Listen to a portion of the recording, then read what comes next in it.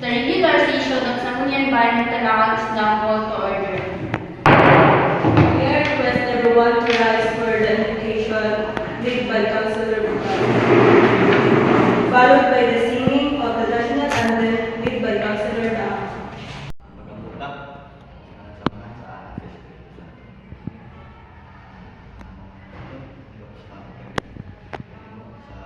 Magandang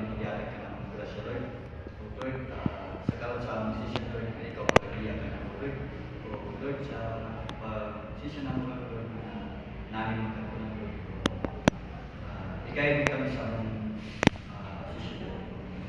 May nakikita sa Kristo ang Ginoo. Amen.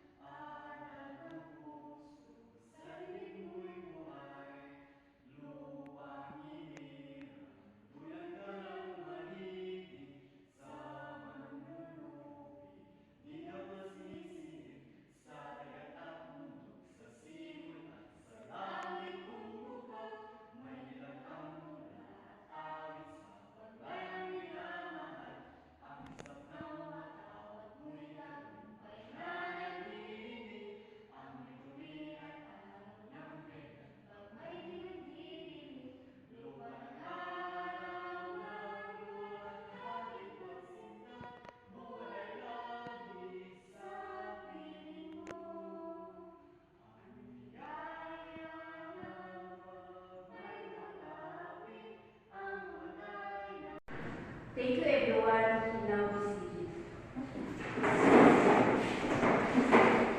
The secretary shall now conduct the roll call. So everyone responsibly present. Councilor Jeremiel Bucal, Present. Councilor Rinald Alaba, Councilor GC Daaca, Councilor Abigail Caballeros, Sectoral Representative Hansel Jane Caballerosa. Madam Chair, I clarify the presence of a quorum. With the quorum established, we now proceed with the agenda.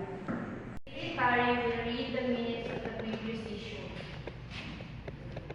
Minutes of the previous session held on Barangay Kapawan, Talacan, Bukidnon in last January 5, 2025. The session was called to order at 9:30 a.m. by Honorable Abigail Ni Caballeros. Education was led by Honorable Jeriel Bucal, followed by the singing of the Philippine National Anthem led by Councilor GC Daaca. Roll call was conducted and the quorum was declared. The minutes of the prior session were read and approved. Discussions took place regarding issue from the last session, poor road conditions and infrastructure delays. During the previous session, the Infrastructure Committee raised concerns about the poor condition of roads in several barangays, which has made transportation difficult for residents, especially farmers and students. The Council discussed possible solutions, including allocating funds for immediate road repairs, requesting assistance from the Department of Public Works and Highways, and implementing a regular road maintenance program. The session was adjourned at 3:40 p.m. by Councilor Daaca. That concludes the reading of the minutes. Are there any corrections of the objection to the minutes? There being no objection, the minutes of the previous session hereby declared. Madam Chair, our committee reports that ongoing road repairs in Barangay San Isidro are proposing, but some areas still need immediate attention due to heavy rains. We recommend allocating additional funds for road maintenance and drainage improvements to prevent further damage.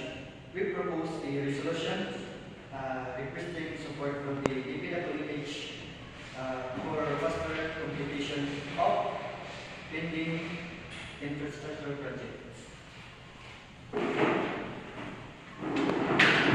Madam Chair, our committee has reviewed the budget for upcoming projects, including road repairs and drainage improvements.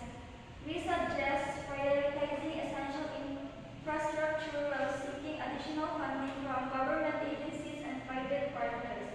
We propose a resolution approving the reallocation of funds to support urgent repairs and maintenance. The committee reports are delivered to the division noting takes appropriate action as necessary. Are there any motion for the approval of the agenda? Madam Chair, I move for adoption of the agenda. I second the motion. It has been moved and seconded. If there is no objection, the agenda for the decision hereby approved. The floor is now open for privilege hour. Any member who wishes to speak will now do. So based on my discovery for our barangays, sa kadaghan sa bata, naasakal sa bisan o gabi, naasakal sa katambay o kadula-dula. Delikado ba kay gabi dayon pananglitan na yung malisidor siya. So magkandak ka ng taani o curfew for safety sa mga kabataan para maligay sila sa disgrasya o uban pa. Salamat, Chair.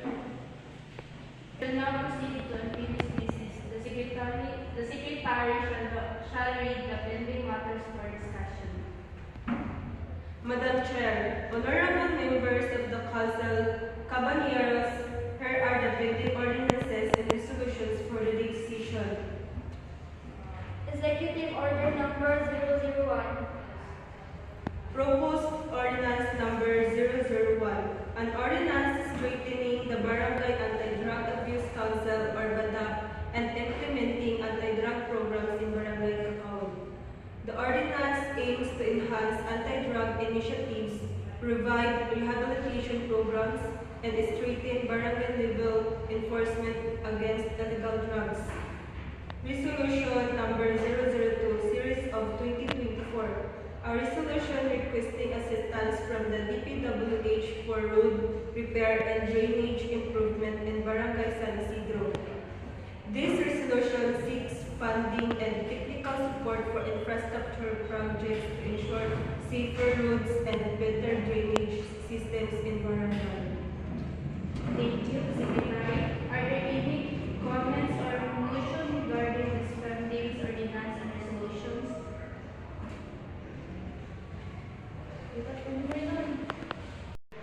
There being no other matter to discuss, I move to adjourn decision. Secondly. Madam Chair, I move to adjourn the session at exactly 3:50 p.m. Challenging balancing competing interests, ensuring clarity and specifying and addressing diverse and community needs while drafting and debating ordinance. This simulation reflects real-life governance by emulating the structure and function of local government, such as representation, decision-making, and accountability. It also addresses real-life community challenges, promoting collaboration and problem-solving among stakeholders. That's all. How can you improve your skills in policy making and governance? For me, to enhance policy making skills, I'll focus on deeply understanding diverse perspectives and engaging in collaborative discussion to craft effective and equitable solutions. I will also continuously learn about best practices in governance, staying updated on current research and real-world applications.